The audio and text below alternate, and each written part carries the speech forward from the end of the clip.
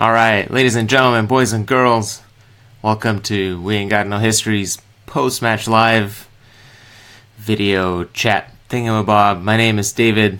I will be here for about the next hour as usual. We will talk about Chelsea's cool, calm, collected, in control, fairly impressive, composed, whatever other adjective that begins with a C you want to use. 2-0 performance, 2-0 win over Everton earlier today, Sunday, early kickoff for us here on the west coast of the US, fairly early for everybody else as well. Fairly straightforward. 2 first half goals, one from Cesc Fàbregas, who's back in the lineup after being suspended, and then one from Álvaro Morata, who quietly has 2 goals and 2 assists in his first 3 games for Chelsea. Not a bad return for somebody who was supposedly, the consolation prize for the Lukaku sweepstakes.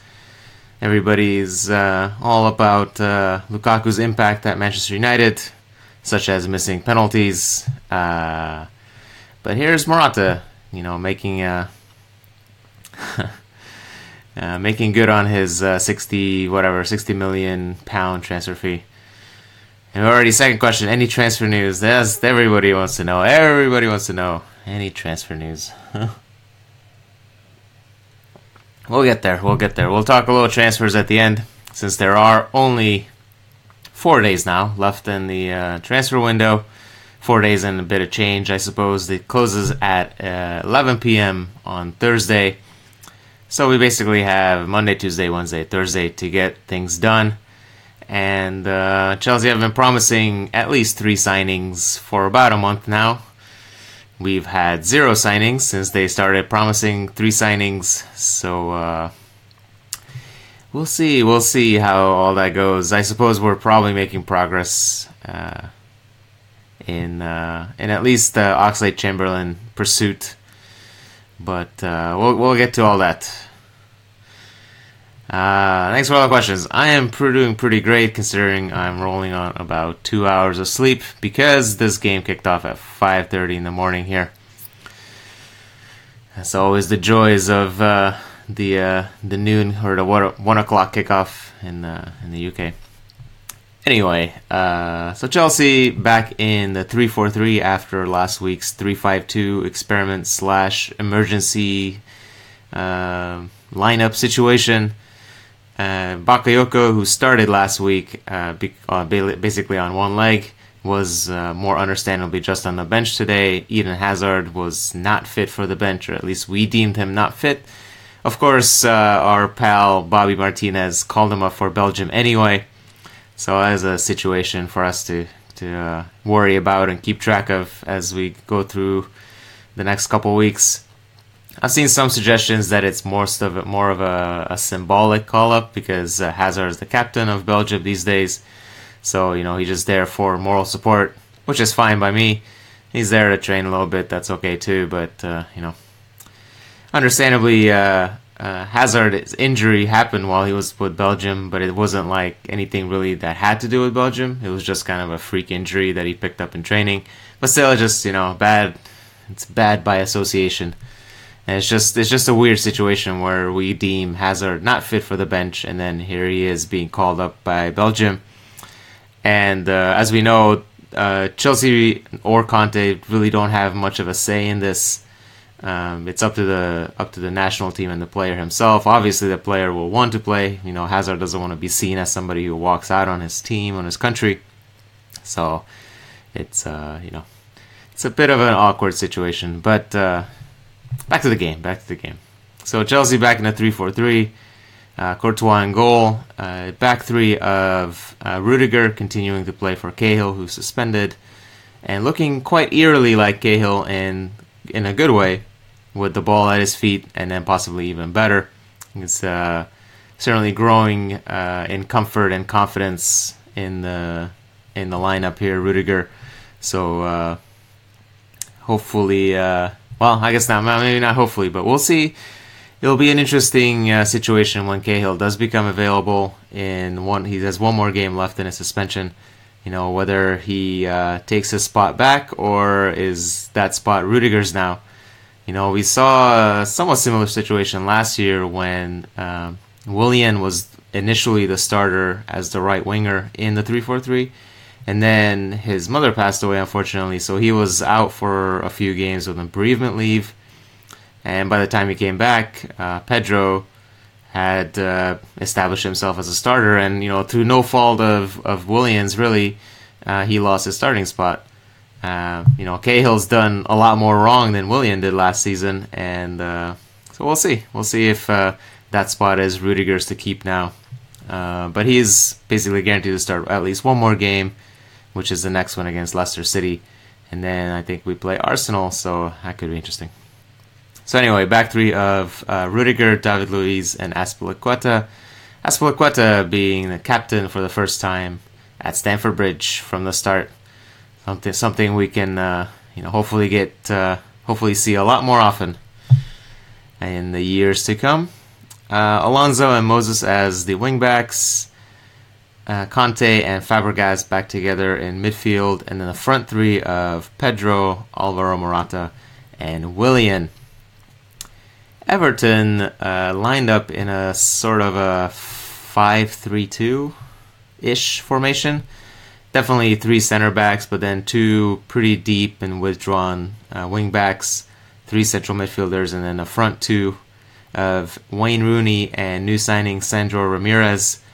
And Sandro Ramirez looked like a terrible, terrible player.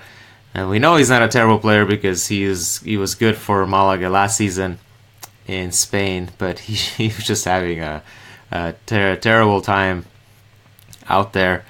Sandro making good on all the little narratives and stereotypes about adjustments to the Premier League.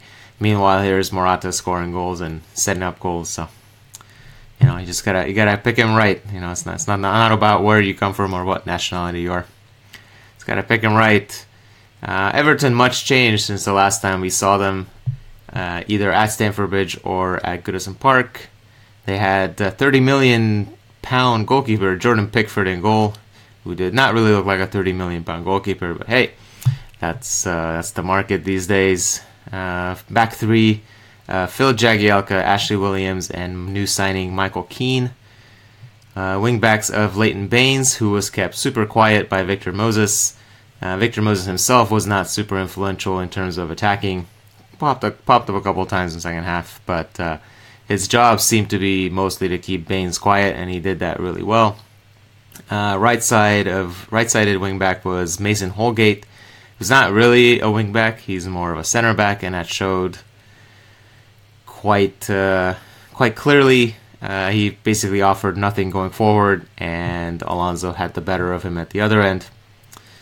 Middle three of Ghana Gueye. He's basically their Conte proxy. Young Tom Davis, and then new signing Gylfi Sigurdsson, £45 million Gylfi Sigurdsson, who for some reason was shunted out to the left side of midfield and was highly not influential, which is good. Yeah. We know Sigurdsson's quality. We limited him on set piece chances. Really, maybe a couple set pieces were given away in dangerous positions. But other than that, Sigurdsson was pretty quiet. Tom Davis was terrible, and he was replaced at halftime by Mo Besic. And Ghana was alright, I suppose. But he got away with a pretty shocking challenge on Cesc Fàbregas early on. I was going to say like the first 10 minutes. It was, if we're using the Gary Cahill red card as a benchmark for rest of all red cards, I mean, Ghana's tackle was pretty shocking, right into the shin. It was pretty similar to similar position on the shin where Matic got hit by Ashley Barnes back in the day. But so Ghana got a yellow card for that, but it was a pretty borderline yellow, where like he probably should have been a red. So got lucky there. Otherwise, he did all right, I suppose. And then the front two for Everton was Wayne Rooney, who did more complaining than anything else and got a yellow card eventually for all his complaining in the 71st minute.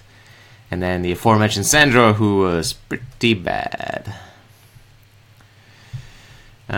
Substitutes, everybody used all 3 substitutes. Conte made headlines for the first time ever last week. He only used 2 substitutes. That's how bad our bench was. He couldn't find it within himself to bring on a 3rd sub at the very end. This time we're back to using all 3. Bakayoko came on for the final 15 minutes as we reverted to a more 3-5-2-ish look. Batshuayi came on a few minutes later for Morata. Morata, who did really well, despite not necessarily linking up as well as he can with a lot of his new teammates. Obviously, he's still getting into the flow of things. There were several passes into him that were astray. He did better in terms of being bullied off the ball. Last week against Spurs, he seemed to be getting pushed off the ball quite often, especially from when he's trying to post up the defender.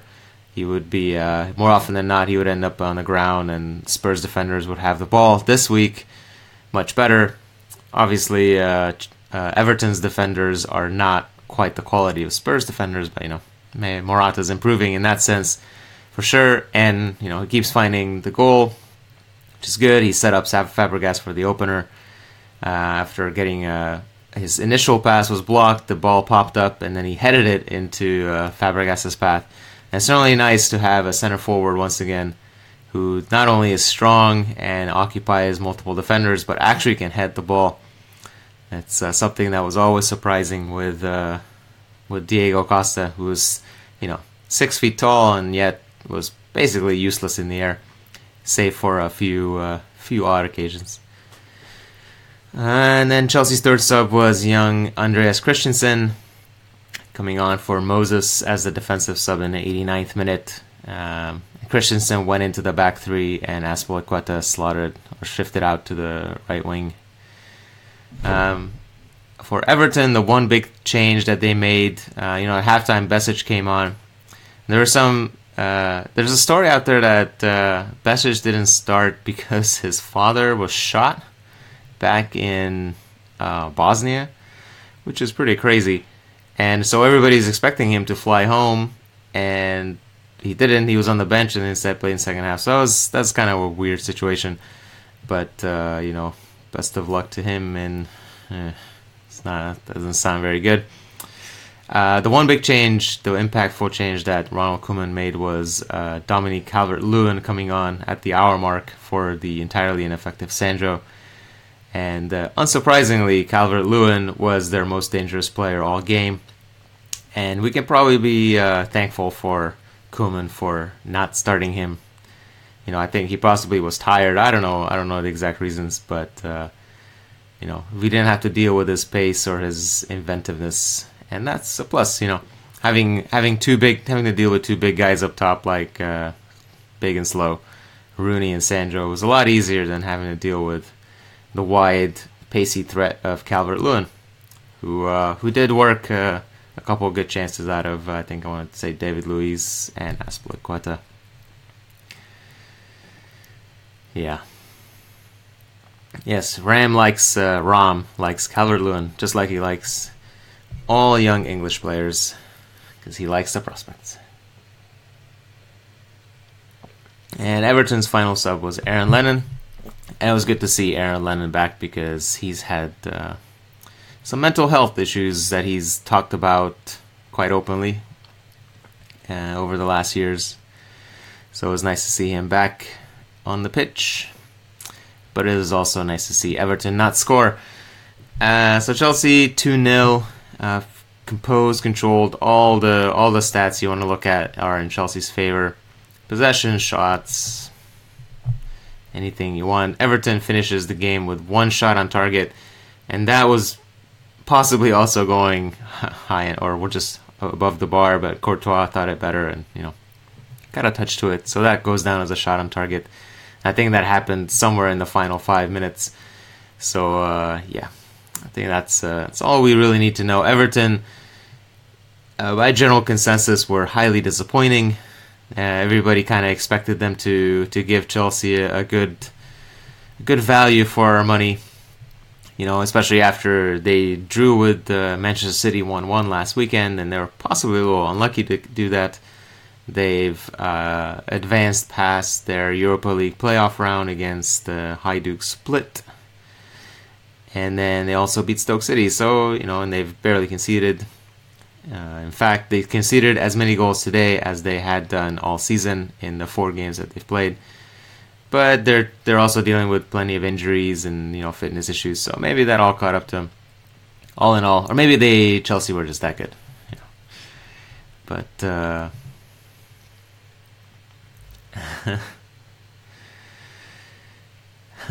Nikhil says, meanwhile, Cech is showing his class behind spineless Arsenal defense. Mane and Salah running riot. Yeah, I turned this game on just to see what's happening here. Looks like it's still 0-0. But Liverpool probably have the edge. And why are Arsenal playing in blue? Who thought that was a good idea? Why are Arsenal in blue? That's like Chelsea playing in red. What's happening here? Anyway, so let's see. Yeah, so I guess the big thing from that game is Oxlade-Chamberlain is starting for Arsenal once again, and he's supposedly a target for both Chelsea and Liverpool, and we possibly are about to have a bidding war. At least that's certainly what Arsenal would like, because Oxlade-Chamberlain certainly seems to be leaving, despite all the usual stuff from Wenger about keeping their players, etc., etc. Oxlade-Chamberlain appears to be basically on the way out. Arsenal made sure to publicize the supposed £180,000 weekly wage offer that Oxlade-Chamberlain rejected, which sounds. And Wenger also talked about Oxlade-Chamberlain's loyalty. They invested all this time and effort in developing him from an 18-year-old Southampton prospect to this England international versatile midfielder, wingback, whatever. So combine those quotes about loyalty and this supposed offer that he rejected. Arsenal certainly positioning Oxlade-Chamberlain as the villain here. He rejected us. And so they want to control the narrative for fans, etc., etc. So all that possibly probably means that Oxlade-Chamberlain's leaving. Chelsea supposedly willing to offer 30 to 35 million for him, which sounds like a lot for a player in their final year of contract, but in today's market, it is absolutely impossible to tell what is a good value and what isn't a good value. So whatever it takes to get Oxlade-Chamberlain, because we certainly need the legs and need the versatility that he can provide once we get into the later half, or actually once we come back from international break. We're looking at 6 or 7 games in about 3 weeks, basically two games per week, plus the one to begin the whole 3-week session with Leicester City. So we need players. We can't rely on the same 13, 14 players like last season. Not the same players, but the same concept or same paradigm of using a starting 11 with a couple extra players. Is Cedric coming also? They keep mentioning Cedric, but I don't think Southampton really is going to sell anybody. That's been their mantra since the very beginning, and I kind of believe that a lot more than I believe Wenger saying we're not going to. We're more than happy to see all these players see out their contract this season and then let them walk for free. They're Arsenal, for all their supposed quote unquote principles, they can't be that stupid to let Oxlade-Chamberlain, Alexis Sanchez, and Mesut Ozil all leave for free at next summer. They gotta be smarter than that, right? Nice haircut, says Troy. It's still the same haircut. I'm going for the Marcus Alonso George Michael thing. It's a highly work in progress. To be generous to myself.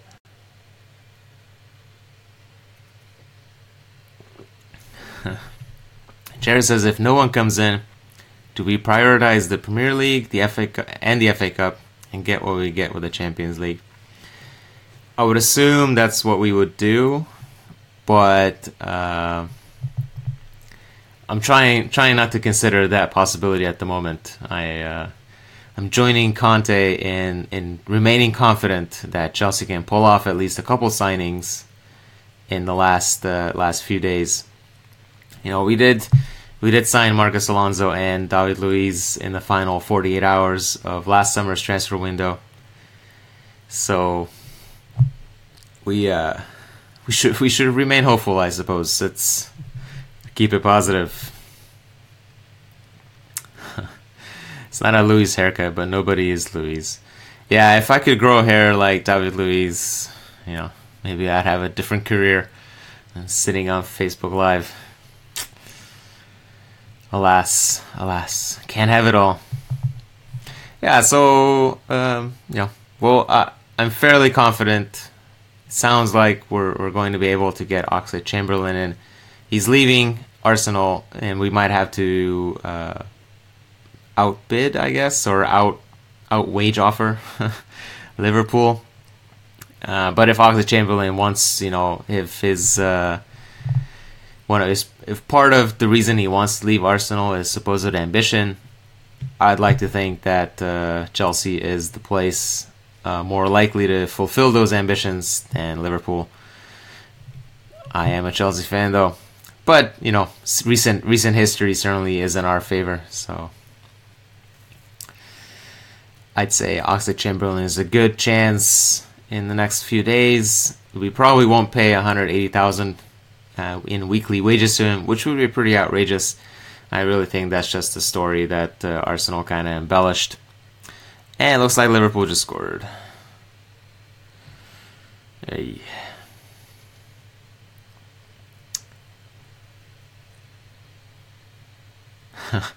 I read that Wenger wants to sell Chamberlain to us instead of Liverpool because they consider Liverpool rivals for a top four. Yeah, I read those quotes too as well. Or I guess it's not really a quote, it's just a story from a journalist. And I couldn't quite decide if they're trying to troll Chelsea, as a lot of the media likes to do, or if Arsenal are actually saying that for the fourth spot, they're considering Liverpool as the rival for the fourth spot, not the top four itself, but just the fourth spot. I.e., Manchester United, City finished first, second, Chelsea finished third, and then the fourth spot is where Arsenal and Liverpool will battle it out. So they don't want to strengthen that rival. That's probably a generous reading on my part. I'm guessing it's just somebody trying to throw shade at Chelsea. But for us, I doubt Chamberlain would play as much as he would at Arsenal, which might be another consideration for them. For us, he would certainly be a rotation option. He would not be. He would have to first show that he's better than Moses and he's up to the standard. Why are we the only team who doesn't care to sell their rivals? That is an interesting question, and we certainly seem to be a lot more lenient about this whole stance. Considering our goalkeeper legend now is at Arsenal, and our key midfielder from the last couple of years is now being a key midfielder at Manchester United. In the meantime, we've won 2 leagues in 3 years, so it's possibly okay. It's a strong opinion, I know, but it is what it is.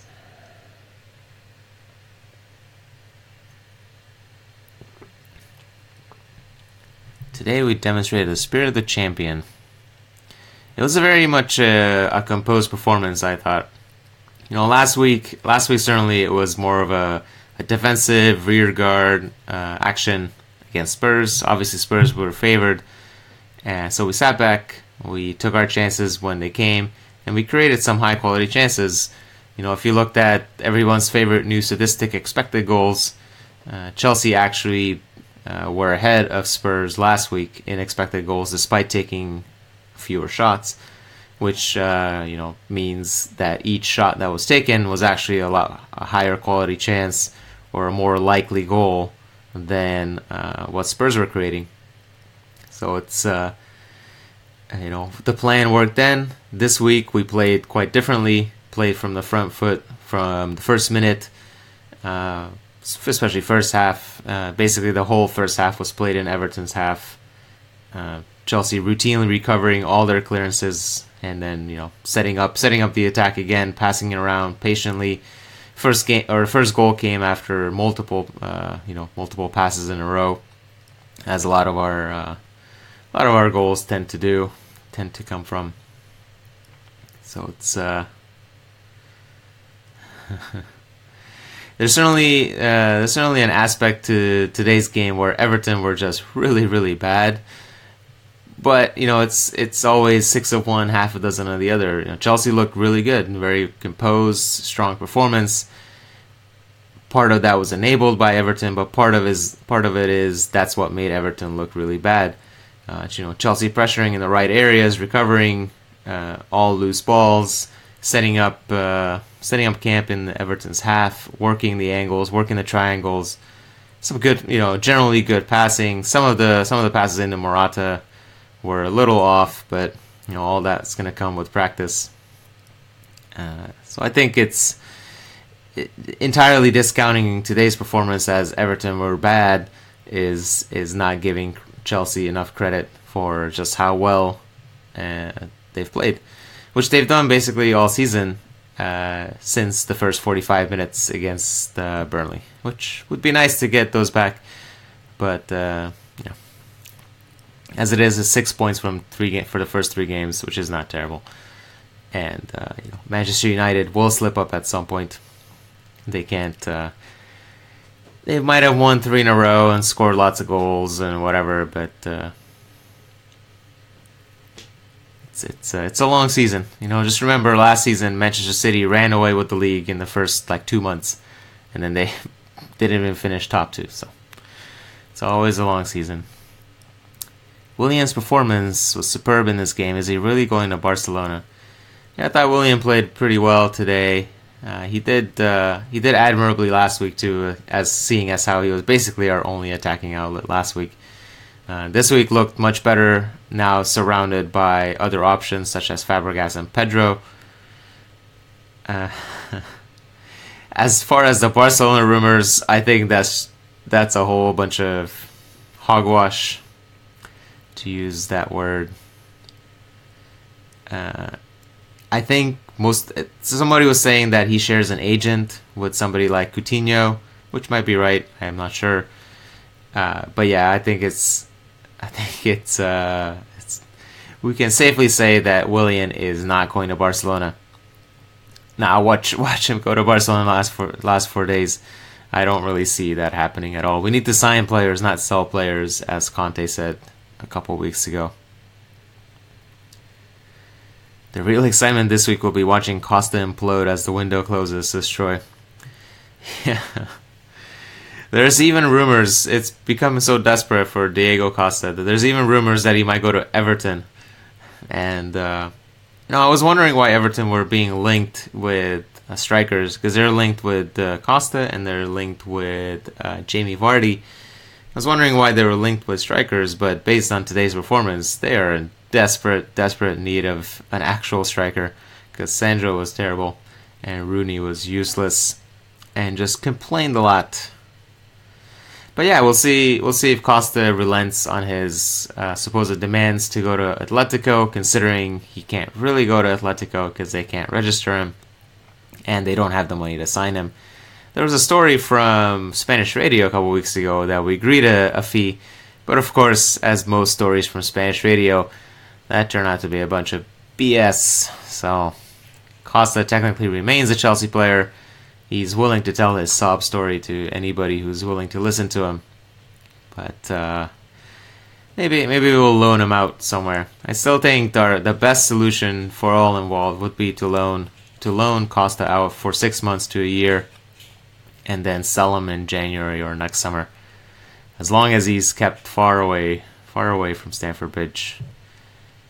because we look to be settling pretty well without him now. There's people wondering how we're going to do without Costa. And Morata obviously is not the same striker, not the same style of striker, but his early returns are just as good as Costa's early returns. And hopefully Morata will do it a lot more consistently, which is something that Costa never quite did for Chelsea. Who will score more, Lukaku or Morata? I'd say Lukaku probably will score more. Although, we'll see when Ibrahimovic comes back. Because apparently Manchester United re-signed Zlatan this week. This is the classic Mourinho sign veteran striker move, a la the Drogba, Samuel Eto'o moves a couple of years ago. But Ibrahimovic isn't expected to play for a few more months. They're saying like December maybe. Of course, he does have bionic knees, best hamstring or best knee ligaments ever of all time. So who knows? But when he comes back, he might eat into a few minutes that Lukaku's getting. But certainly, I'm sure Lukaku will run up the score and get lots of goals against the non-top 6 teams, which is basically why he was signed. And that's where United struggled a lot, scoring goals against the non-big teams. And that's why they needed help. And Lukaku is certainly pretty great at scoring goals, just not from the penalty spot.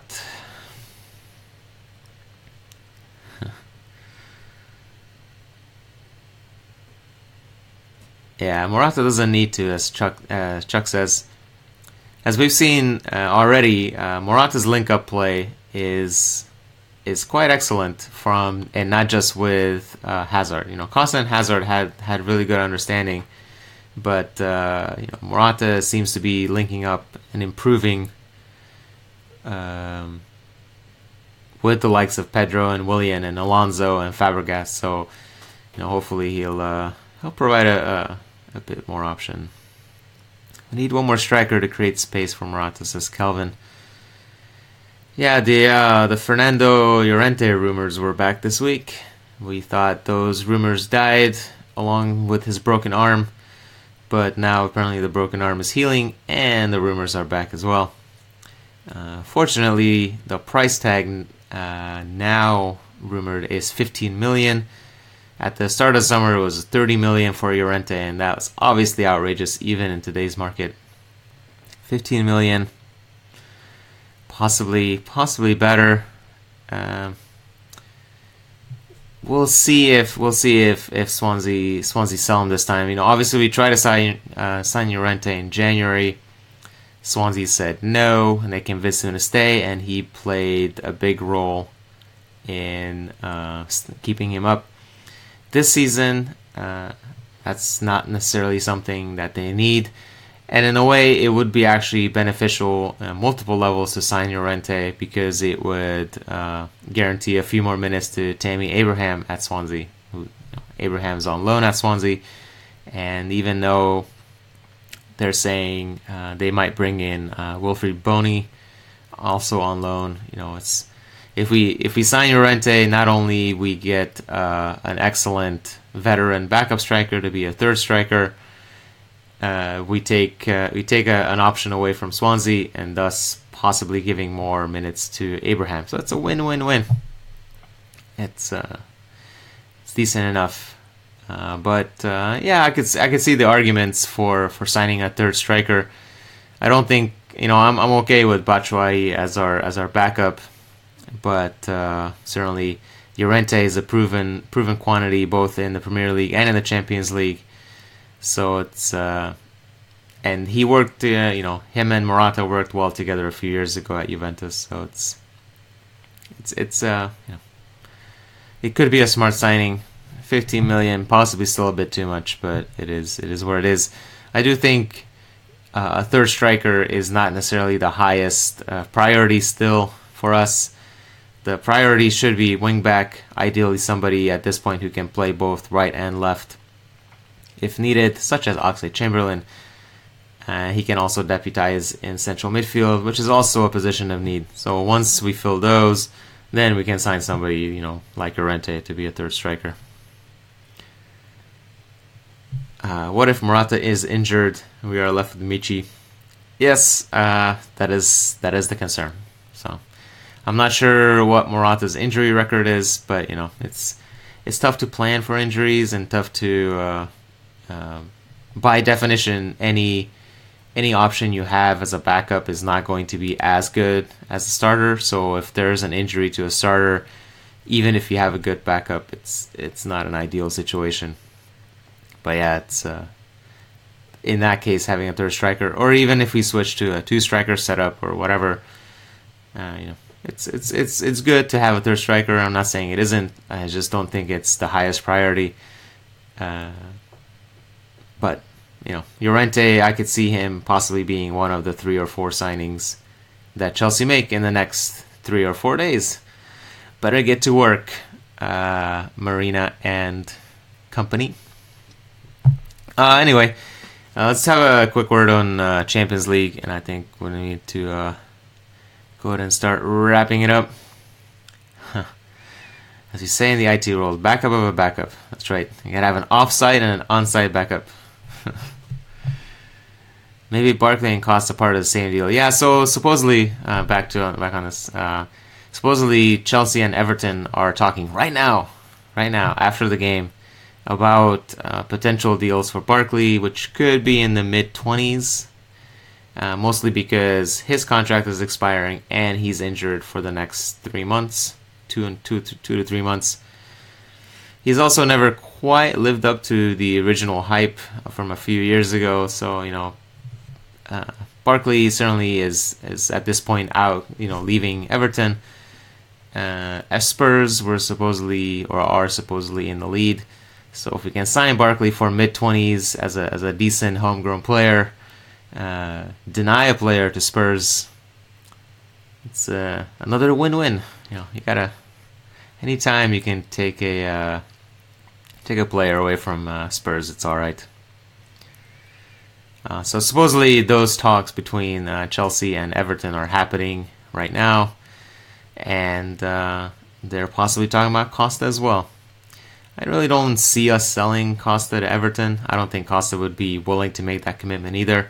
He's made it quite clear that he wants to be an Atletico, but I could see possibly a loan happening to Everton, and that's another positive situation since he couldn't play against us, although we already played, obviously. But he could play against our rivals and take some points off of our rivals, since Costa does like to score in big games. Looks like Liverpool's still up 1-0, although threatening again. I think they had a goal ruled out for offside. So that's, so far it looks like only one winner in that game. Well, Liverpool and Arsenal. Anyway, Champions League. So earlier this week, we've had 2 draws actually. There was a League Cup third round draw in which Chelsea got Nottingham Forest. That match will be played on the 18th or the 19th that week of September. We haven't played Forest in a long time, since about 10 years I want to say. I think 2007 was the last time we played him. And we've only played him twice since the year 2000. Both of those times were in the FA Cup, both in the 4th round. And both of those years we went on to win the FA Cup. So Forest in the Cup, even though it's just a League Cup, is a decent omen. And that game will be at Stamford Bridge.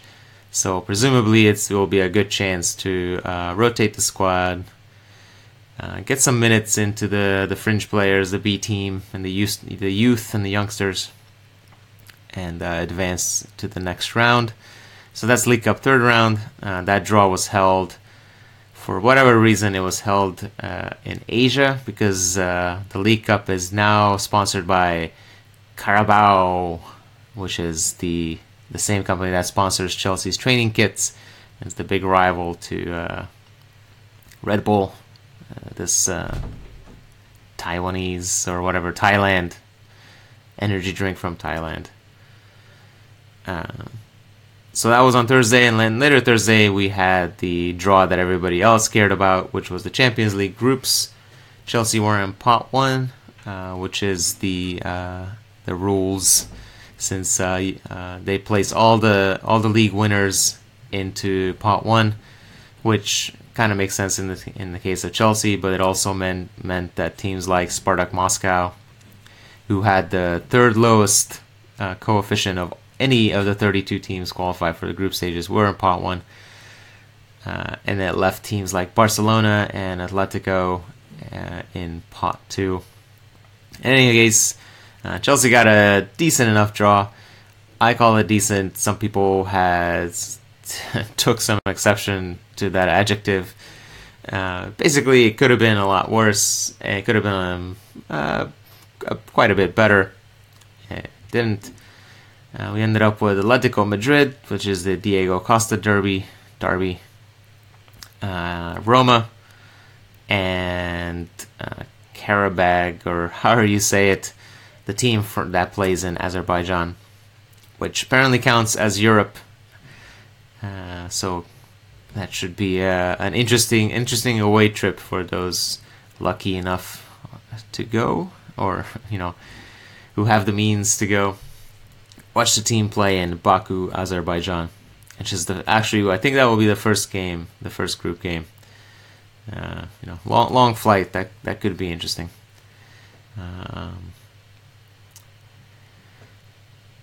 Right, yeah. So Diego Costa, even if Atletico sign him, he can't actually play against. He can't play until January, so we wouldn't be playing against Costa even if he signed for Atletico. But it'll be the Diego Costa derby, and everybody will be wanting to know who he's rooting for. Not Chelsea, I can guarantee you that. So yeah, it's not the easiest group, obviously, but we could have at least avoided the likes of Barcelona, which I still think Barcelona is an excellent team, even if they lost Neymar. So it's a challenging enough draw, but still gives us confidence that we should be able to navigate it in a fairly straightforward manner, especially if we are able to get the fabled 3 or 4 more signings the rest of this window. Yeah, not the best draw, not the worst draw. A decent draw. It'll do.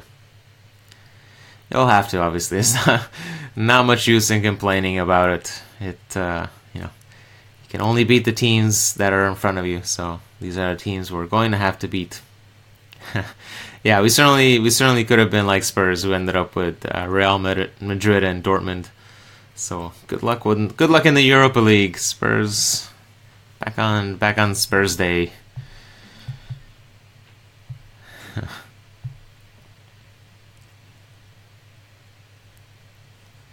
think Atletico draw makes Costa deal less likely. Yeah, it could be. I think Atletico itself is making Atletico or the Costa deal a lot less likely. I think their reticence to pay up is making Costa, upset. I guess it's easy to make Costa upset, obviously, but he's after months of only wanting to go to Atletico, he's now saying, "Oh, maybe I'll consider something else." And he probably should, considering his spot in the Spanish national team is now been taken by MLS's own David Villa. So, yeah, Costa really can't afford to sit on the sidelines for six months and still expect to be in the Spain squad for the World Cup. So, he's gonna have to go to like Milan or be loaned to Everton or something, where he's still in the frame of the Spain coach. All right, I think on that note, good old ending. Let's end on Costa here. Yes, Liverpool have scored. It is another goal. Well, from what I can tell, watching with a half eye, it's been all Liverpool, and Arsenal really are not. That is a nice goal. Yes, Sadio Mane he certainly is a quality player. Yeah, he could do wonders at in any lineup, including the Chelsea lineup. But we're just gonna have to make do with Hazard when he comes back after the international break. So thanks for watching, all of you who were here for a minute or 10 or all, however long this has gone on, an hour.